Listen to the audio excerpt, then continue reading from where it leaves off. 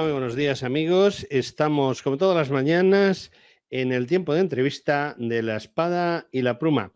Y hoy, hoy subimos de categoría, porque siempre tenemos grandes escritores, pero hoy vamos a tener a una persona que es un referente y, sobre todo, además de ser un referente, es fuente de conocimiento para sus alumnos en la universidad. Y esta persona, que está aquí a mi izquierda, sin ningún ánimo ideológico, es don Alfredo Alvar Ezquerra. Buenos días. ¿Qué tal? Buenos días. Encantado de estar con ustedes y con todos los oyentes. Encantado. Bueno, pues muchas gracias por venir. Yo le he puesto a usted de luz y fuente porque, cuando lees la solapa de su libro, de su último libro, vamos a ser claros, y más teniendo en cuenta, primero, el título. Y luego, no sé quién ha escogido la portada, pero también tiene buen gusto artístico. Pues uno dice, Dios mío, ¿con quién me enfrento? ¿A quién he sentado aquí a mi vera? Pues a un hombre de carne y hueso, normal y corriente, sí. Un pecador irredento como todos los demás, que ha tenido la inmensa fortuna de aprender a leer paleografía y de ir haciéndome como historiador a lo largo del tiempo y dedicarme a los siglos de oro de España, a los siglos XVI y XVII fundamentalmente, vamos, sí. Bueno, lo de paleografía es una medalla. No, bueno, es una obligación. Aquel que no sepa paleografía no es historiador, es, en todo caso, un cuentista. No, se lo digo porque yo, mis oyentes lo saben, yo soy ponente en el Instituto de Historia y Cultura Militar. Ajá. Y nos obligaron a todos los ponentes, así de claro, a ir al CSIC a aprender paleografía al lado del hotel, ya no me acuerdo si es Palace o Rich. En el Palace, en el Palace. Sí, enfrente de... Sí, en Duque de Medinaceli, donde teníamos el despacho, sí. Ahí hasta hace 15, 20 años, una cosa así. Sí, ahí tenía yo el despacho. Ah, sí. Pues entonces hemos coincidido, porque yo con la edad que tengo fui a aprender paleografía. Eso es, se hacían cursos de paleografía, eso es. Sí. Entonces, claro, la paleografía es la ciencia auxiliar que da sostén a todo nuestro conocimiento, a los que nos dedicamos al mundo medieval y al mundo de la Edad Moderna, pues porque es en lo que están escritos los documentos, en letra antigua. Y si no, antiquísima. Y tal, ¿no? Y eso que sí. Los que estamos acostumbrados al tema de las recetas, sí. Somos capaces de leer cualquier cosa. Sí, ¿no? Bueno, y un niño cuando tiene que leer la letra de sus padres también, de aquí que pone, bueno, pero bueno, esto es otra historia. No, verdaderamente hablando en serio, para ser un historiador del siglo XVI o del siglo XVII hay que leer paleografía porque hay que ir a los archivos a manejar documentación virgen, que hay mucha, nueva, o hacer crítica del documento anterior, pues claro, y en función de esa letra, ¿no? Y además uno va a un archivo notarial y el archivo notarial tiene un tipo de letra y cada escribano la suya, y si aquel día tenía fiebre el escribano, pues también. Entonces hay que, en fin, todo esto es una técnica científica, es entretenidísimo. Sí, no, doy fe y le puedo asegurar una cosa, que yo me iba todos los días cuando terminábamos el curso ya con dolor de cabeza a mi casa. Sí, claro. Y de ojos. Si no, no se estudia paleografía. Es impresionante porque hay una serie de, digamos, ciencias auxiliares de la historia, aunque suene raro lo de ciencias auxiliares, que los que nos dedicamos a ellas, usted se dedica a la paleografía. Yo a la vesilología, por ejemplo. Claro, fundamental. Al armamento antiguo. Claro, entonces hay que tener, sí, pues anda que y el historiador que no haya leído economía, o el historiador que no haya leído teoría sociológica, ¿cómo va a hablar de la sociedad del pasado si no conoce teorías sociológicas? O sea, conocer historia no es solo conocer grandes retahílas de héroes y batallas y tal. No, eso es muy del siglo XIX. Hoy en día los historiadores necesitamos una formación muchísimo más abierta, más dinámica, muy ágil y, bueno, a mí me parece que fascinante. Humanística. Más humanística. Humanística. Y muchas cosas más, porque sí. Yo vine estudiando historia hace muchos años y me di cuenta que me eran muy, muy útiles mis conocimientos, por ejemplo, de algo tan sencillo como la anatomía, porque tuvimos, yo recuerdo en prehistoria, teníamos una profesora, tuve porque usted no la tuve yo, una profesora que le gustaba mucho el eslabón perdido, Lucy. Dios mío, tengo que reconocer que Johansson, me parece que se llamaba el individuo este norteamericano, de origen por el apellido sueco por ahí, no tenía ni idea de anatomía, eso sí, escribía muy bien. Hay que reconocerle que escribía muy bien y estoy completamente seguro que acabó de jefe de marketing de Coca-Cola. Porque lo del eslabón perdido no lo cuajó muy bien. En bien. España hemos tenido otros jefes de Coca-Cola que también han hecho. Bueno, sí. Total, que oiga, nos hemos desviado de su tema. En efecto, sí, lo veo. Vamos a volver. Entonces me encuentro feliz en estar en un programa que se llama Espada y Pluma, ¿no? Porque hace recuerdos a las armas y las letras tan ponderadas, por ejemplo, en el caso de Cervantes, en el Quijote, cuando comenta el cautivo en la batalla de Lepanto, pongo por caso, las armas y las letras. Me ha hablado usted de uno de mis héroes. Hoy en día no hay héroes, hay gente en silla de ruedas que da mucha lástima. Y todo el mundo quiere empujar silla de ruedas, pero hace 500 años o 400, pues un soldado del tercio de Nápoles, que fue embarcado para una batalla, que es la batalla de Lepanto, acabó siendo el Fénix de los Ingenios, ¿o no? Bueno, el Fénix de los Ingenios es Lope, pero vamos de le pilla. Quería pillarle. No, es que quería decirle que el que sí era infante de marina era Lope de Vega. No sé, usted sí lo sabe también, ¿verdad? Fue infante de marina y estuvo en la batalla de las Islas Terceras. Lope de Vega, donde estuvo en la Armada de Inglaterra y en la Armada Invencible y antes estuvo en la batalla de Azores. La Armada de Inglaterra, el Invencible es el término que ponen los ingleses para mofa de aquella armada. Jamás hablo yo de la Armada Invencible. Y nunca fue vencida. Y hablo siempre de la Armada de Inglaterra o la Gran Armada, que era como se llama en la documentación del siglo XVI, que se conserva, por ejemplo, en Simancas o en otros archivos. Bueno, verá usted que esto no es nada serio. El caso es que Lope de Vega estuvo enrolado en aquella escuadra. Yo se lo comenté en cierta ocasión a un catedrático de filología hispánica, especialista en Lope de Vega, y me dijo que de dónde me sacaba yo eso. Y le dije pues que había visto un documento en el Archivo Imperial de Viena en donde venía una relación de los caballeros de Madrid que estaban metidos en un galeón de los que iban en la Gran Armada. Y me dijo que si le podía dar noticia del documento, dije que sí y tal. Y no sé. Es decir, que documentalmente no se había comprobado todavía que Lope de Vega estuviera en la Gran Armada. En cualquier caso, claro, aquellas eran gentes, pero desde luego desde 50, 60 o 70 años antes, que vamos a decir de todos los cronistas de los reyes católicos, que coparticipaban entre las armas y las letras indistintamente porque era su vida. ¿Y la Iglesia? Bueno, algunos, porque Cervantes el sargento de infantería, don Pedro Calderón de la Barca. Bueno, bien, tal, todo lo que se quiera. Sí. ¿En definitiva? No, pero vamos, y luego Cervantes, y la vida de Cervantes resulta en todos los órdenes apasionante, y su vida militar él la lleva con efervescencia en su ser, y luego su cautividad y todo, sí, ¿no? En este sentido, desde luego, desvincular a Cervantes de aquel mundo de las armas y de las letras es un sinsentido, ¿no? Él vivió el ser militar y él se enroló porque quiso, según él mismo declara en sus escritos, según él mismo declara. Es que prácticamente todos los hombres de letras de esa época, bueno, no, yo no, casi todos. No, eso es, yo no me atrevo a decir. Porque Quevedo fue espía. Yo no me atrevo a decir si todos o ninguno, si nada o todo, no lo sé. Desde luego no era infrecuente que naturalmente uno de los caminos de la vida de la gente fuera dedicarse al escribir, y el que escribía pues también se dedicaba a las armas, y en ocasiones había soldados que, de hecho, además las colecciones, me está viniendo ahora mismo a la memoria, las colecciones que hay de autobiografías de soldados, autobiografías escritas por soldados y que se publicaron en 2 tomos, si mal no recuerdo ahora mismo, de la Biblioteca de Autores españoles en el siglo XIX son espectaculares, son preciosas.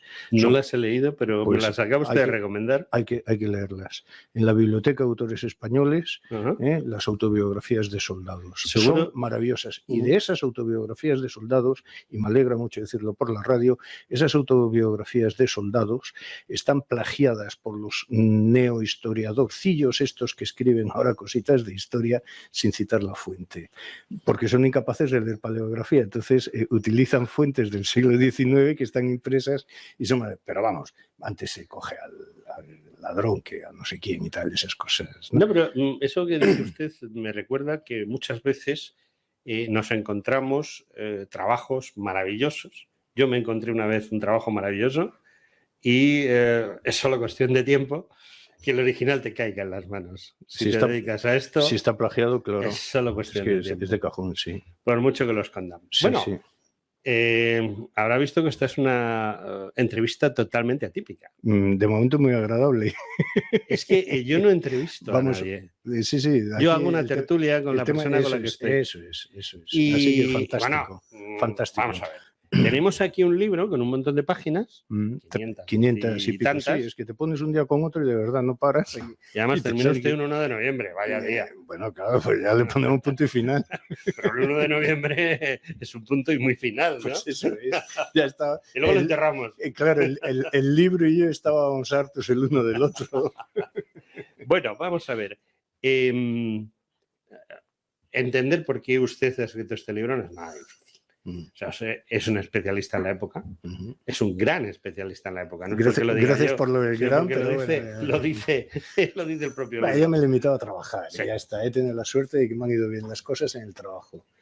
Alfredo, ¿por qué se metió usted en este embolado? Porque tratar de meter en 500 páginas un estudio en el cual, pues se estudie como un pequeño país que tiene muy poquitos millones de habitantes, pero que muy poquitos. 5.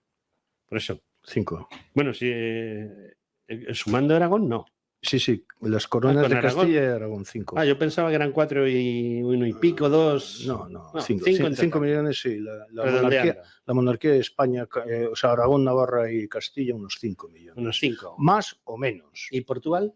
Y 1,5 millones más. Más o menos. Bien, y con 7 millones, o sea, alargando, 7 millones, te vas y 2/3 del mundo son tuyos.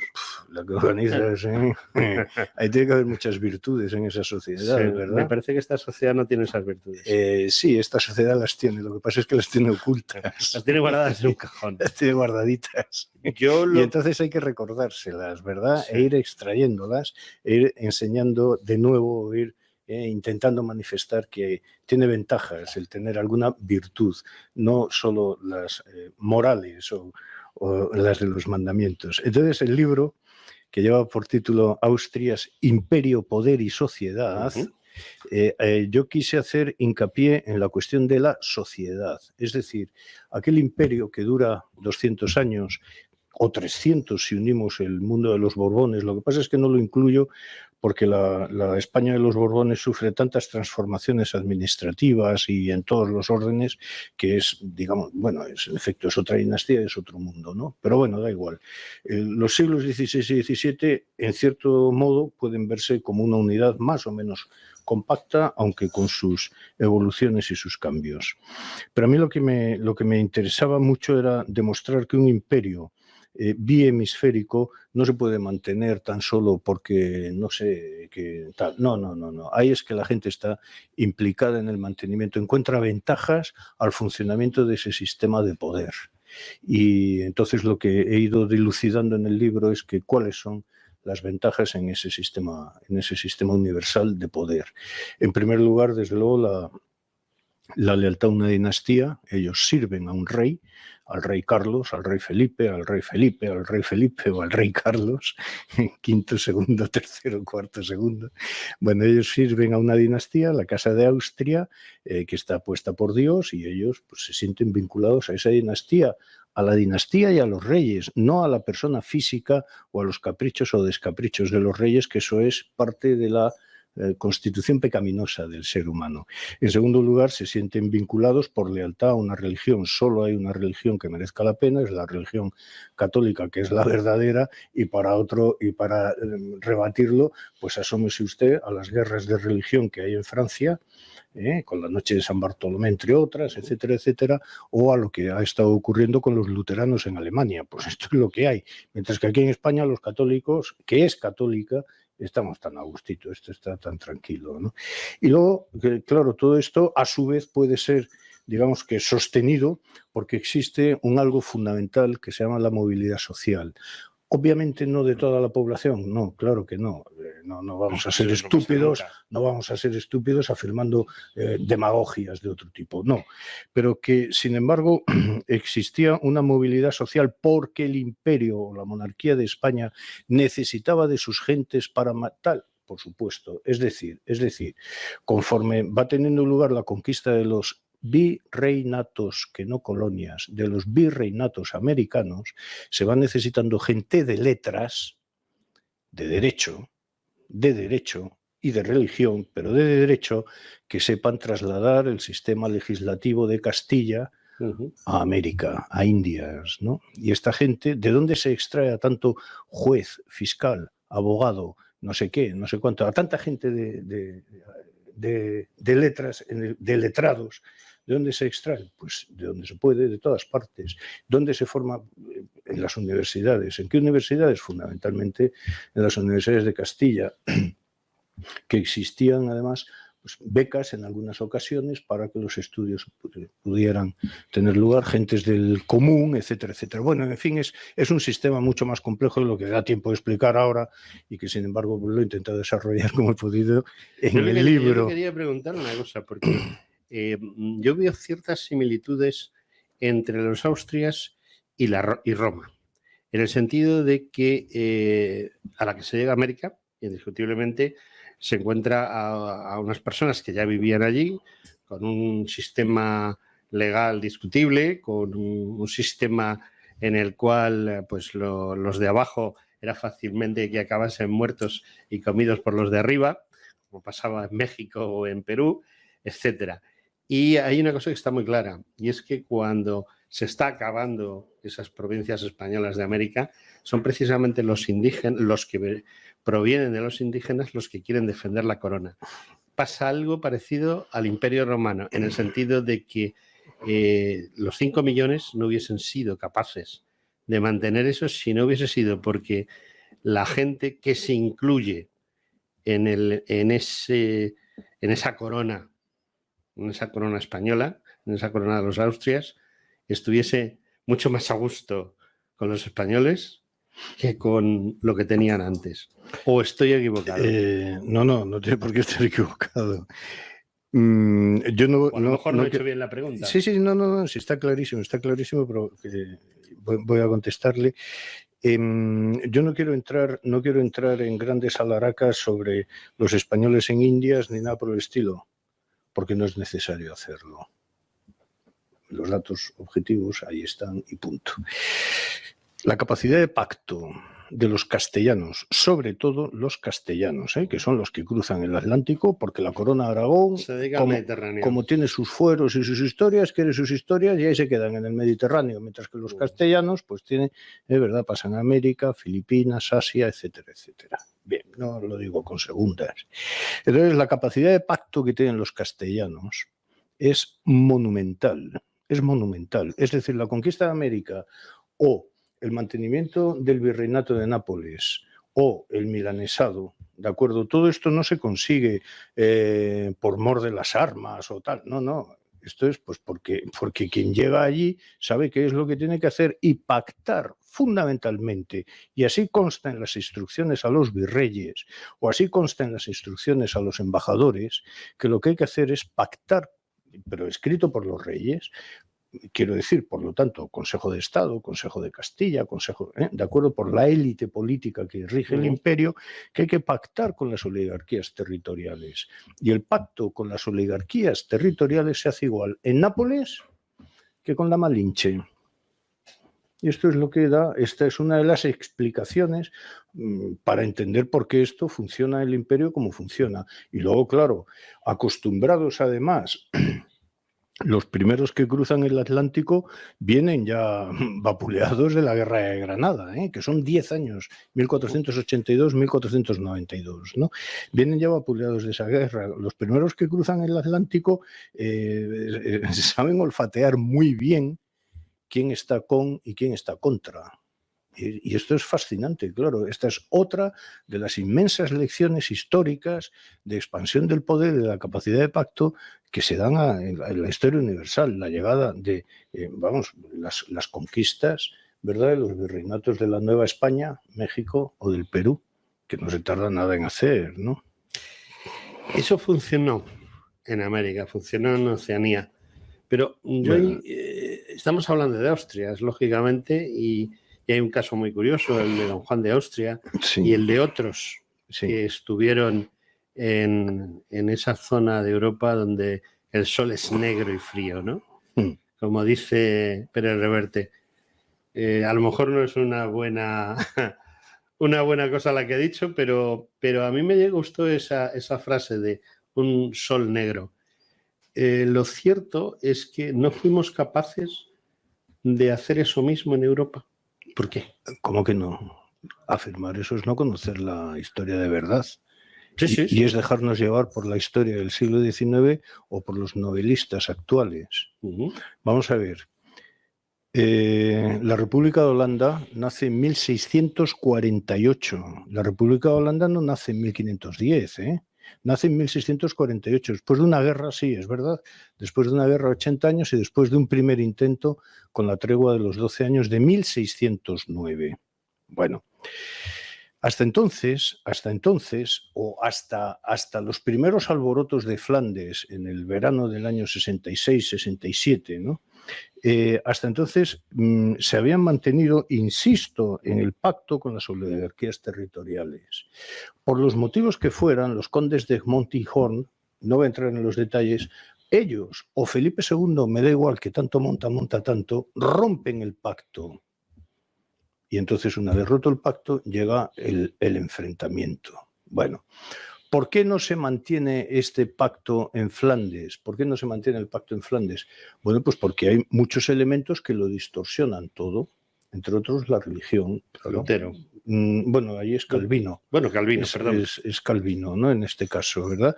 Entonces, es mucho más complejo las causas pero de la ruptura. No es un problema religioso, también es mucho económico. No, que digo que es mucho más complejo que esto. Sí. Evidentemente también es una cuestión, pero vamos a ver, que también las 3 zonas urbanizadas más ricas de Europa entonces, las tres zonas urbanizadas más ricas de Europa son Flandes, el Milanesado o el Valle del Po, Flandes, el Valle del Po y Castilla. Esas son las.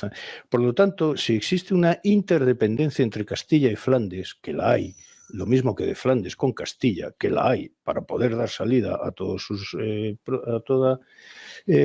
producción, del mismo modo que existe la interdependencia, existe también la rivalidad económica.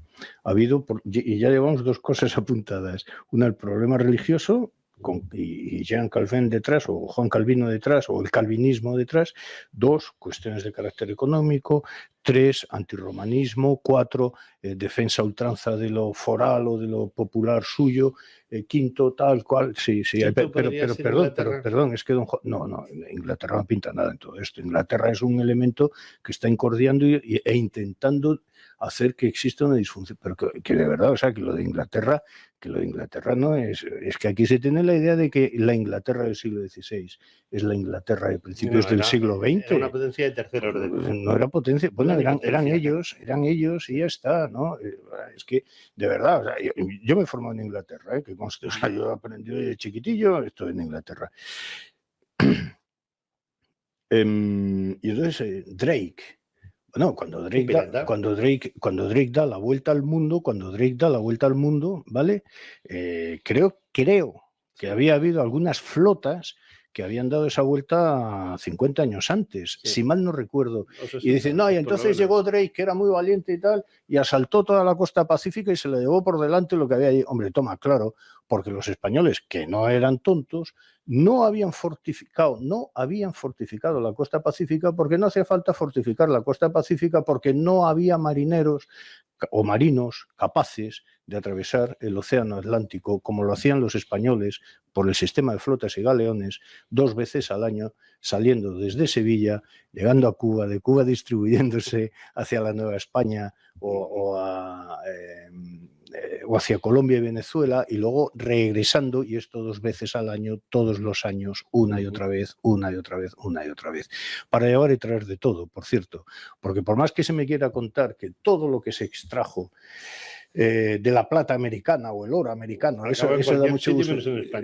No, es que a mí lo que me gustaría es que los bocazas que tanto hablan, que viajaran un poquito por América, que viajaran un poquito por América, que fueran a León de Nicaragua, que bajaran a Ushuaia, que fueran a Quito o que estuvieran en México, en el Distrito Federal, y que me dijeran si todo eso que hay construido, todo lo que hay construido, desde Arizona hasta Ushuaia, ¿cómo se hizo? ¿Con papel maché o con unos materiales que no los tenían en Europa? Algo se quedó allí, algo debió quedarse tal vez allí. Por cierto, y ahora nos vamos a Ghana. Díganme, por favor, si lo saben, en Ghana o en la costa de Guinea, ¿qué hay de patrimonio mundial de la UNESCO?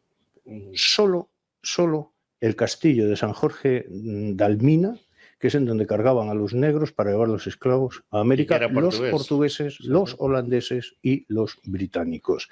Esto es el patrimonio mundial que dejan las culturas del norte y en cierto modo también Portugal, en la esquina del Golfo de Guinea. Vámonos a buscar ciudades patrimonio de la humanidad, insisto, desde Arizona o desde Nuevo México hasta Ushuaia.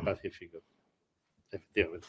Es que ha sacado usted el tema de Portugal. Y en el Caribe. Portugal siempre me ha llamado, exactamente en el Caribe, siempre me ha llamado la atención porque ha actuado de una manera que siempre que ha podido ha estado del lado de Inglaterra y no del lado de España o de Castilla, como lo queramos llamar. Sí, depende de los momentos y depende. Bueno, claro. Bueno, ha habido veces que no es verdad. Sí, pero que no es verdad. ¿Cuántas veces? He estado hace unos días en Granada y todavía me acongoja y me emociona ver el sarcófago del príncipe Miguel, que habría sido rey de Aragón, Navarra, Castilla y Portugal. Y Portugal. Eso sí que era una potencia, ¿no? Y no eso habría sido, o sea, ¿se imaginan lo que habría sido la historia de España si aquel niño Miguel, tan mimado por Isabel la Católica y tan cuidado por ella, hubiera heredado los 4 reinos peninsulares entonces? ¿Qué habría sido de la historia de España? Y sin embargo aquella criatura se murió con 3 años.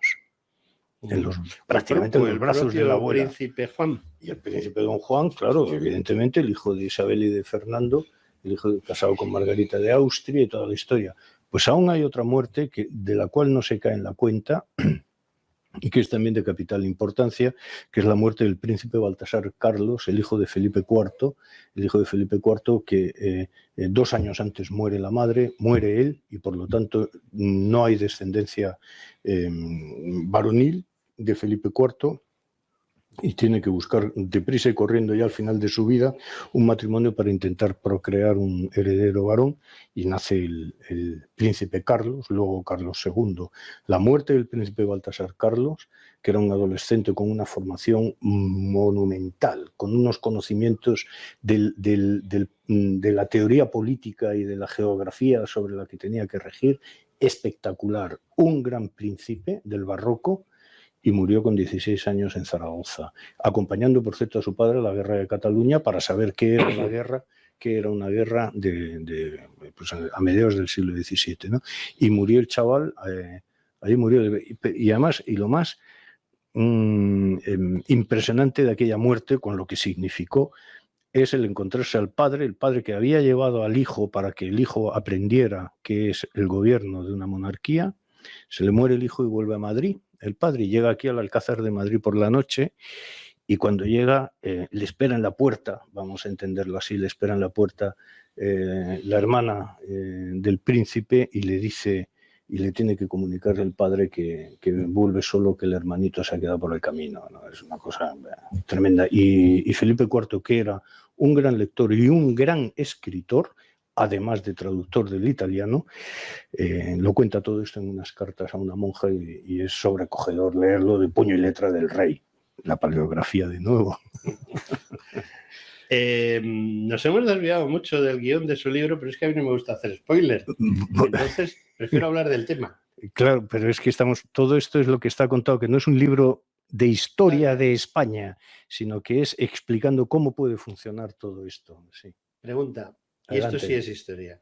Carlos II, ¿por qué tiene tan mala prensa si cuando profundizas un poco, Carlos II no fue tan mal rey como nos quieren vender? Bueno, yo por Carlos II... Es la idea que yo tengo. Sí, de acuerdo. No, yo por estoy también equivocado. No, no lo sé. No. Yo personalmente la idea que tengo de Carlos II va siempre acompañada de cierta conmiseración hacia él.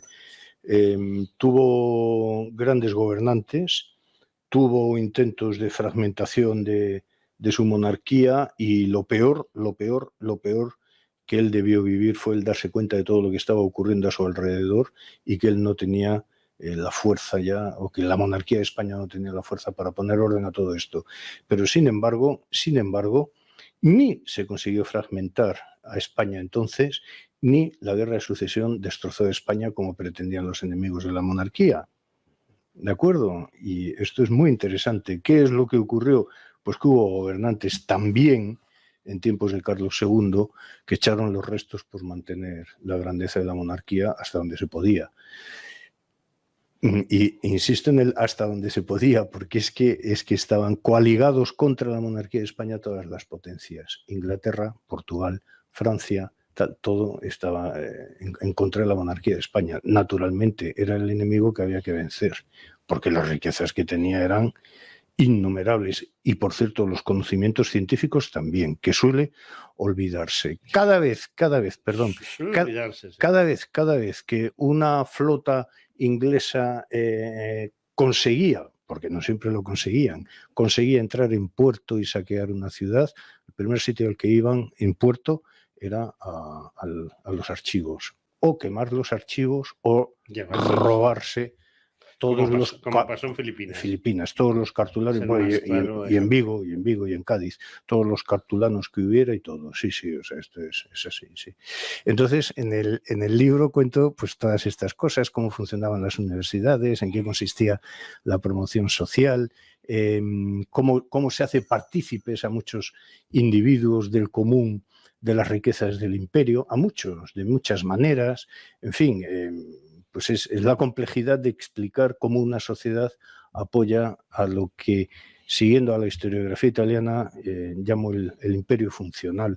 Era un rompecabezas de piezas que todos se ayudaban entre todos para mantenerse entre todos, porque si algo fallaba se venía abajo todo y los napolitanos eran felices con pertenecer a la monarquía de España, porque si no pertenecían a la monarquía de España, hubiesen sido franceses. Turcos, o turcos también. Moritos, todos, claro, es lo que hay, ¿no? Es lo que hay.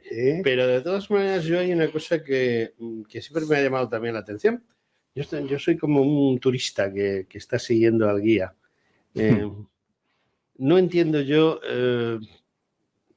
por qué esa actuación de los Austrias que podrían haber ido detrás de Carlos II y por qué quien entra son los Borbones cuando no tengo nada claro a quién debíamos de haber apoyado de verdad y quién de verdad merecía la pena. Ya sé que estamos hablando de ucronías. No, claro, no, y el testamento de Carlos II es ley y ya está. El testamento de Carlos II es ley. Claro, los testamentos de los reyes son ley. No hay más. Ya, pero luego es que el testamento sí es ley, pero luego hay guerra. ¿Y por qué hubo guerra? Quizá porque no se quería cumplir el testamento, ¿no? Porque a lo mejor venía muy bien, ¿verdad? Volar la estabilidad política como fuera que podía dar la monarquía de España. No nos interesaba para nada el haber continuado. No, la guerra no. Independientemente del testamento. La guerra no la organizan españoles. No, la organizan desde fuera. Claro. Francia por un lado e Inglaterra por otro.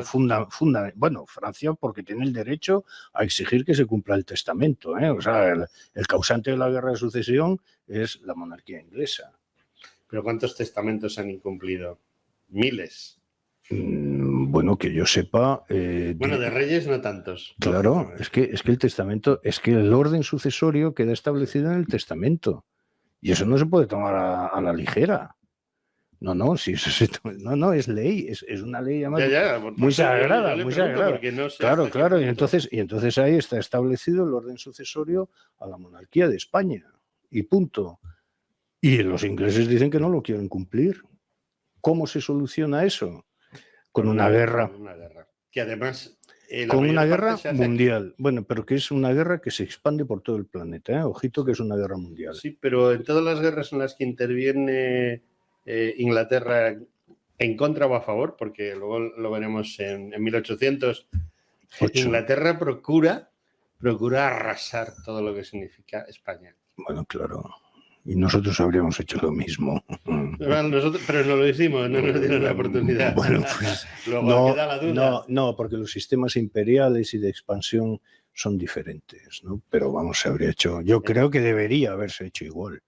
De todas maneras. Es decir, y aquí en Madrid, pues eso, vuelan la fábrica de porcelanas del Buen Retiro, por ejemplo, ¿no? Y los aliados. Y otras lindezas que le debemos al Duque de Wellington. Sí, bueno. San Sebastián, algunas capitales de la raya con Portugal que las arrasó de mala manera. Etcétera, sí, etcétera. Claro. Sí. Y yo, de todas maneras, entiendo muchas cosas y otras no las entiendo, claro. No, yo soy el periodista que pregunta. Y yo el historiador que intenta responder. No sé, venga, vamos. Pero, vamos que empieza San Isidro. Mucha gente que va ahora de hispanista por la vida, pues trata de explicar los desastres del 18-19, el 18 básicamente, porque quizá los Borbones no fuesen tan prohispánicos como debieran. Eso es un disparate. Es que hablan de que nada más llegado Felipe V aquí, precisamente es cuando empieza la leyenda negra a moverse en España. No. Eso lo dicen muchos hispanistas. Bueno, lo de hispanistas se lo ponen ellos mismos, ¿eh? Bueno, y ya sabe usted a quién me estoy refiriendo, más o menos. Bueno, vamos a ver. No vamos a personalizar, ¿no? Bueno, sí, además es que España que tiene muchas cosas un poco palititas, o ha tenido muchas cosas palititas. Cada día más. Ha tenido muchas cosas palititas. Lo de, es que lo ha dicho un extranjero, entonces tal. No, perdona, el extranjero se rige por los mismos intereses objetivos o subjetivos que el historiador local. Pero bueno, esta nos ha tocado. Todas las dos grandes dinastías que han reinado en España son de orígenes extranjeros. ¿De acuerdo? La Casa de Austria, creo que por su propio nombre indica, no es de origen español. La madre de la Casa de Austria es una hija de Isabel la Católica. Ya, sí, bueno, ya, pero el padre, ¿qué tal? No, quiero decir que bueno, sí, pero la abuela... más genes por la madre que por el padre, dice. Sí, la abuela de los médicos. Y la abuela de Felipe d'Anjou es española. Bueno, claro, es que si no habría habido, claro, el si testamento famoso, claro, pues es que es lo que pasa, claro, es que es la hija de Felipe IV, la que transmite la línea de la monarquía, los derechos a la monarquía de España. Esto es así, es decir, no es que vengan unos paracaidistas que caen aquí y tal, y que no, los Borbones proceden por sanguinidad de los Austrias. Punto. Lo mismo que los Austrias proceden por consanguinidad de los Trastámara. Es lo que. Y esto es lo que hay. Y esto es lo que hay, ¿no? Entonces, pensar que los Austrias, como he oído, y no hace mucho, no, los Austrias... Yo le estoy planteando toda la leyenda negra que se oye. No, si yo como veo estoy encantado de responder a todo lo que haga falta. Y entonces dice, no, es que los Austrias, he oído estas majaderías, porque yo creo que no se puede calificar con piedad. Majaderías de gente que habla exprofeso y tal, ¿no? Que te dicen, los Austrias que eran alemanes, Bueno, vamos a ver, los alemanes. Los austrias no eran alemanes. No, que yo sepa. Serían austríacos en todo caso, como su propio nombre indica. Vale. Venían solo a robar a España. Dice, pero qué imbecilidad está usted diciendo. O sea, pero ¿usted qué ha leído no sobre a Felipe IV? Pues Felipe IV deja las cosas por escrito y Carlos V las deja por escrito. Creo que se retiró a morir a Yuste. Y Felipe II deja sus pensamientos, sus introspecciones, las deja por escrito. Hombre, lo que hace falta es hablar menos y estudiar más. ¿Puedo hacer una pregunta de cotilleo? Adelante. ¿Por qué se fue a morir a la raya? Dice, por la raya entiendo la frontera hispano-portuguesa, que no existía en ese momento. Bueno, porque no, las fronteras siempre existen, por Dios. Siempre existen, pero vamos a ver. La de Castilla con Aragón existe y tiene además unos topónimos que todavía... Aduanas y a pagar. Aduanas y a pagar, claro, puertos secos. Son puertos eso secos. está claro. Claro. Pero a mí siempre me ha llamado... ¿Que por qué se fue a Yuste? ¿Por qué se fue a Yuste? Sí. Pues no se sabe. No se sabe. No se sabe, pero se retiró al sitio más alejado y tranquilo. Él tenía, vamos a ver. Es un hombre que había vivido mucho y tenía ganas de descansar, eso está claro. Sin duda alguna. Y un ácido úrico por las nubes. Y además tenía, sí, pero allí con bien, y además tenía cierta propensión a la depresión. Yo no tengo la más mínima duda de que cuando él enviuda de la emperatriz Isabel, de la que estaba absolutamente y enloquecidamente enamorado, y ella de él.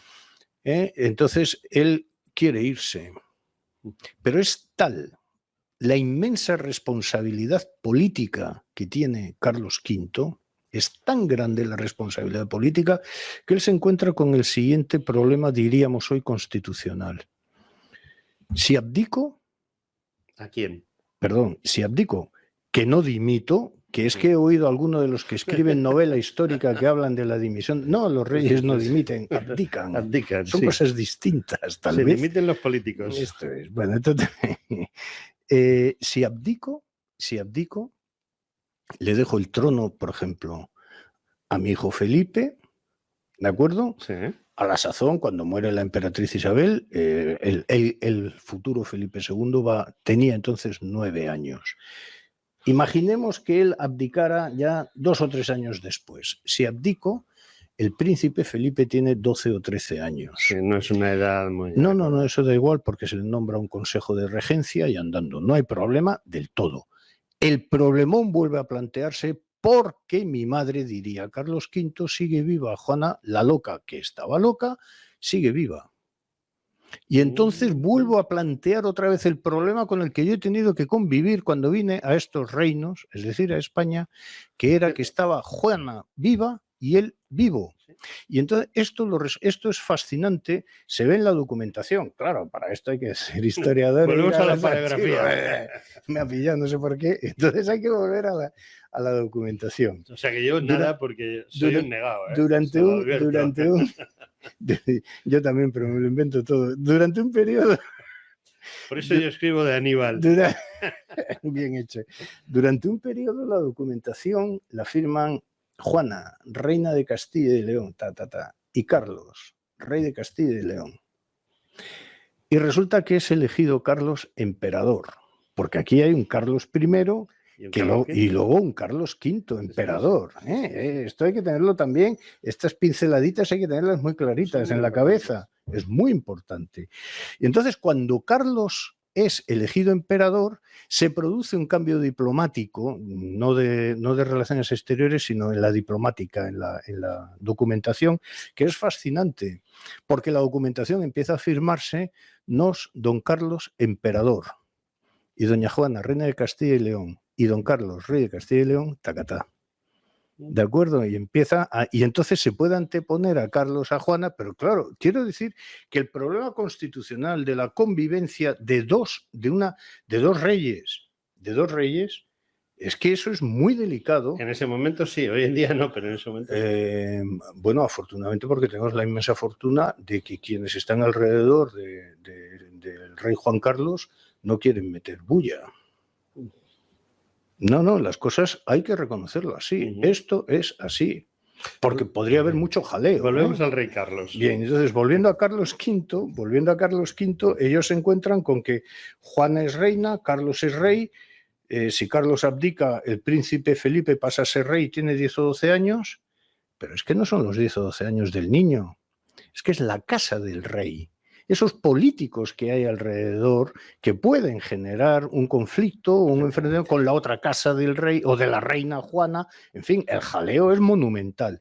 Y el desdichado de Carlos V aguanta lo indecible porque estaba de luteranos, de católicos, de alemanes, de los otros, de los de aquí, de los Todos turcos, le daban problemas. Todos. Y el tío estaba aburrido, pero si es lo que le gustaba, a él eran otras cosas y tal, estar tranquilito. Sí, mejor no digamos y vivir tranquilo y tal, y no sé qué. Entonces ya, claro, cuando... La señora, le gustaba vivir tranquilo sí, bueno, pues vamos a poner la mano en el fuego a los varones que no les gusten las señoras, que esa es otra. Aquí hoy en día es muy normal. Sí, claro, pues, y en el siglo XVI también.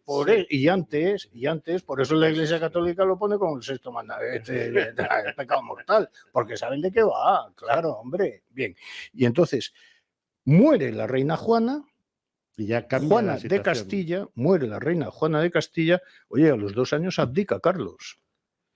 Inmediatamente. ¿Cuántos años tenía Felipe II en ese momento? En el 56-29. De todas maneras, hay una cosa que se me acaba de ocurrir. Yo nunca he leído en ningún sitio Felipe I. Que Felipe I. El Hermoso, sí. Pero en ningún sitio lo ponen como Felipe I. Sí. Siempre todos los historiadores, o por lo menos que yo he leído. Bueno, claro, no, es que no. Es como Fernando II de Aragón. Nadie dice Fernando II de Aragón. Yo hablo de Felipe I, vamos. Sí, usted sí. Es como. O sea. Es Felipe. Yo de repente descubro que la unidad militar más antigua del mundo la crea Fernando II de Aragón. Sí, claro. Y tengo que preguntar, ¿y quién es Fernando II de Aragón? Claro. Dicen, Fernando el Católico. ¿Se da cuenta de de la importancia que esto tiene? Sí. Claro, porque Felipe II, ¿de acuerdo? Felipe II de Castilla era Felipe I de Aragón. Ojo. Y Felipe I de Portugal. Y Felipe I de Nápoles. Ojo, que la denominación va en función de los territorios. Lo que pasa es que la historia construye, ¿verdad? O impone, se construye estos títulos superiores, ¿no? Felipe II en Castilla, Felipe II, cuando firma como rey de Aragón, firma como Felipe el I. ¿De acuerdo? Y Felipe el Hermoso es Felipe I en Castilla, sí. Y luego lo que pasa es que también estas denominaciones de los reyes pues, se alteran un poquito, se quitan, ¿no? Bueno, y Felipe no fue rey de Aragón, además, claro que ayer era Fernando el Católico. ¿De acuerdo? Que es el que está vivo. Fernando es el que está vivo. Está vivo y muy vivo. Y muy vivo, que esto es muy interesante también. Tenemos ahí una reina de Navarra. Que Fernando el Católico. Hay un problema también muy serio. No, y que tienen un hijo, Juanillo de Valladolid, que muere a las pocas horas de nacer. Que si no. Gracias a Dios, digámoslo. O no. Porque la corona de Aragón se habría ido por allí y la corona de Castilla por allá. Y entonces. Fíjense cómo no se puede jugar, cómo no se debe ni se puede jugar con las constituciones a medio plazo en la historia. Cómo es un disparate andarse jugando con estas ascuas, ¿no? Porque además, quien con niños o el que con cerilla tal, o el que juega con cerilla se quema. Fíjense.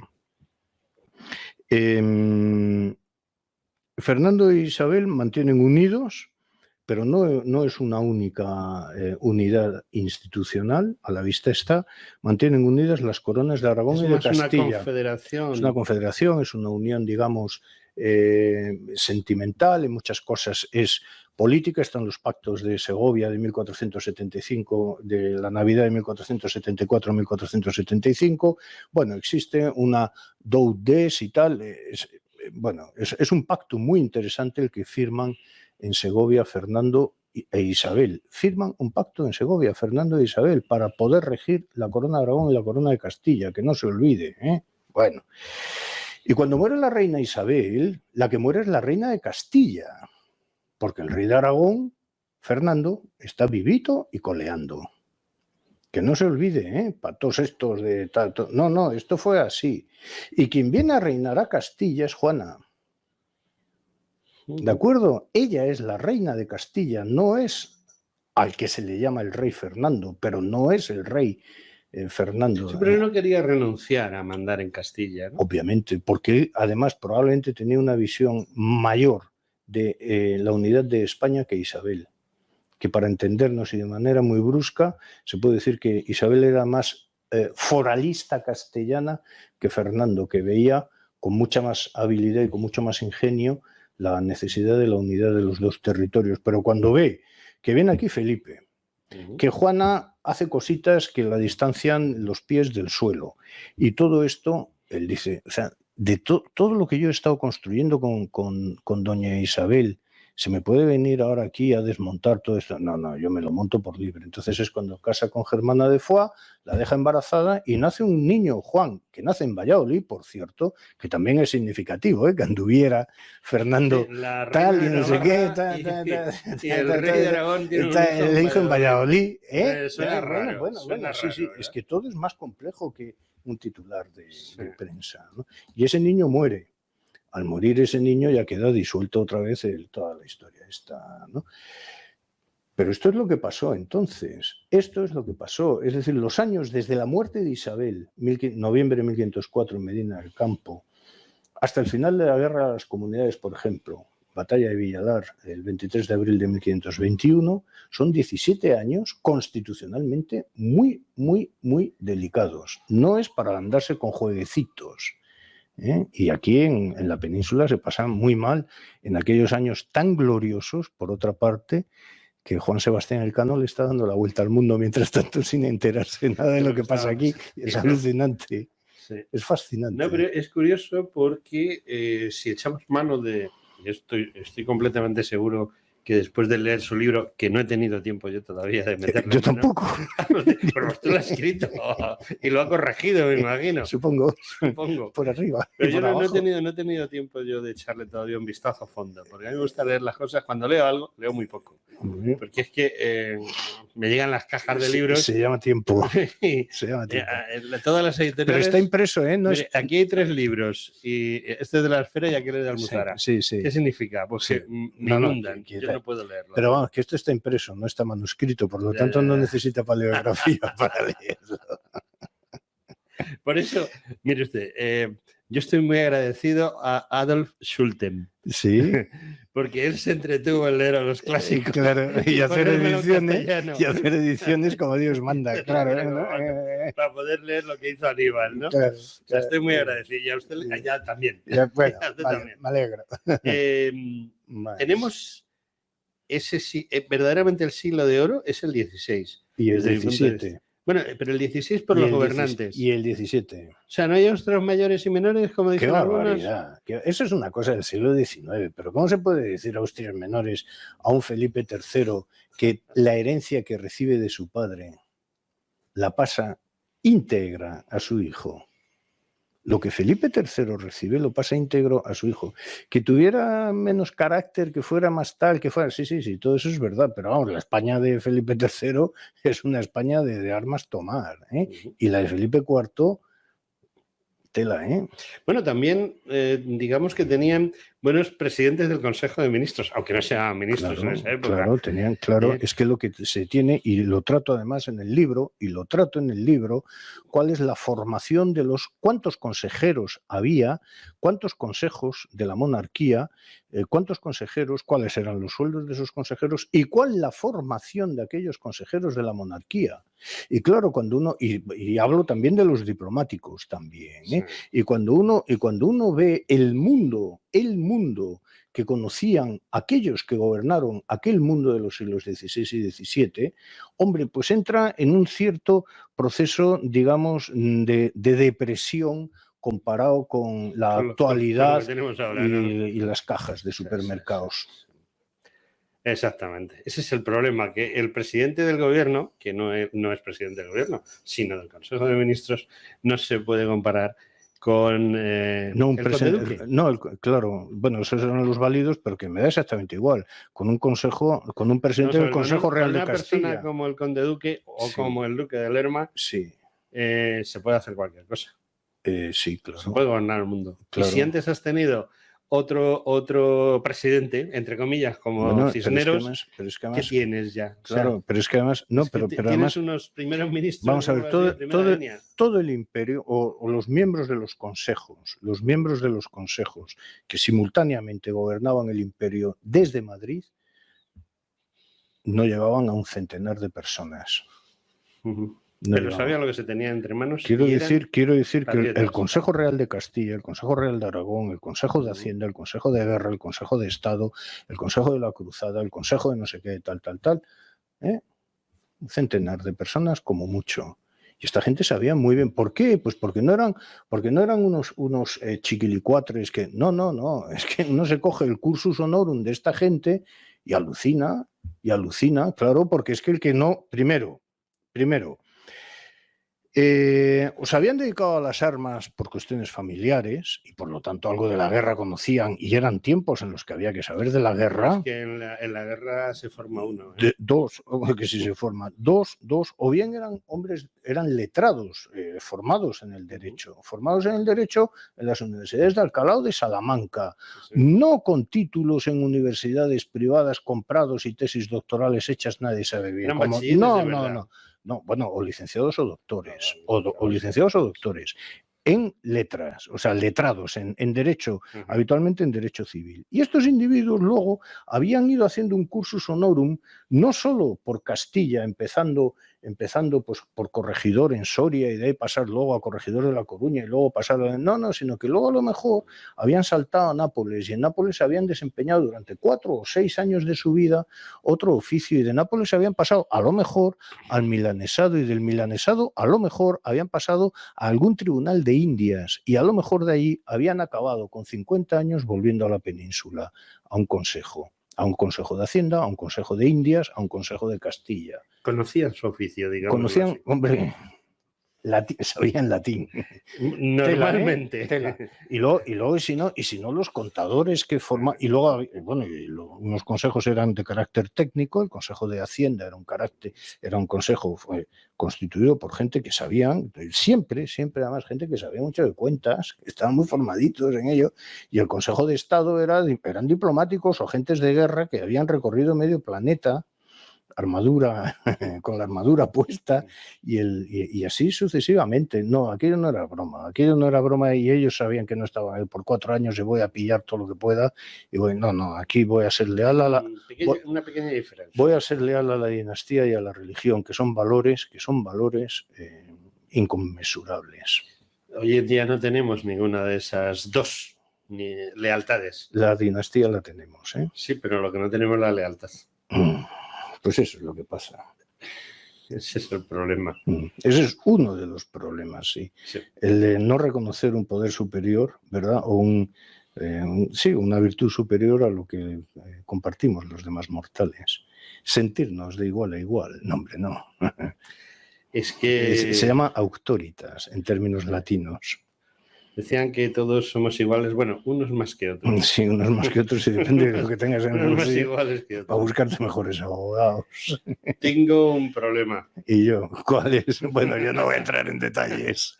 Yo solo uno, lo tengo aquí a mi derecha. Sí, se llama tiempo, ¿no? Se llama tiempo. Tempus fugit, que decían los clásicos. No fugit, es un Fórmula 1. Va a haber que cortarlo. No, vamos justitos. Muy bien. Es 1 hora y yo creo que no voy a poder poner ni la música. Pues me alegro. Primero agradecerle que haya venido. Y segundo, ya que le gusta el castellano, el español, dejarnos de castellano. El español, el buen español, le emplazo. ¿A qué plazo? Ahí me ha pillado. Aquí. Ahí me ha pillado. Le emplazo de momento a que vuelva. Sí, yo encantado, sí. A charlar conmigo, porque yo no entrevisto a nadie. Sí, que yo encantado. Vamos, me parece que ya se ha dado cuenta, ¿no? Sí, me parece que también se ha podido dar cuenta de que con la cabeza dentro de la bañera llena de agua sigo hablando, así que no hay problema. Le he puesto 3 o 4 trampas. Y las he resuelto todas. Me ha dado usted un baño. O sea, normalmente salgo diciendo, se la he colado. No, hoy me las ha colado todas. ¿Qué le vamos a hacer? Me ha ganado 10-0, Gracias. No, es impresionante. No es para tanto, pero vale, bien. Normalmente el micrófono impone. Y entonces yo juego con esa ventaja. bueno, impondrá a los novatos. Sí.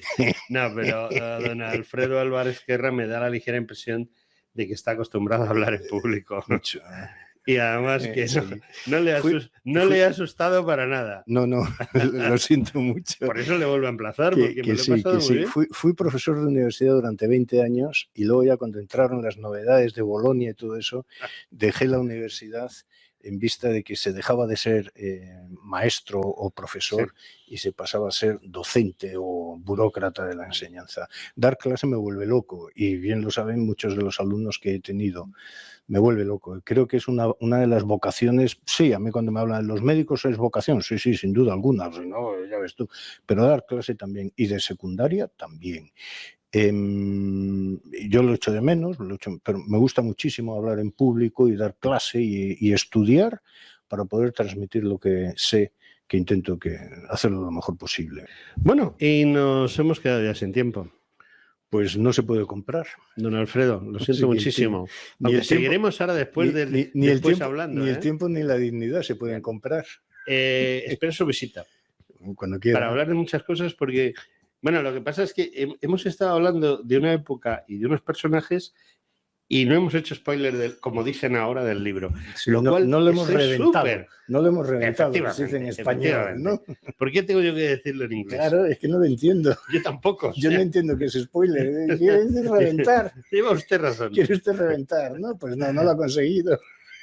Don Alfredo, muchas gracias. Nada, a ustedes. Un placer. Amigos, fuera ya de tiempo prácticamente. Hasta la semana que viene.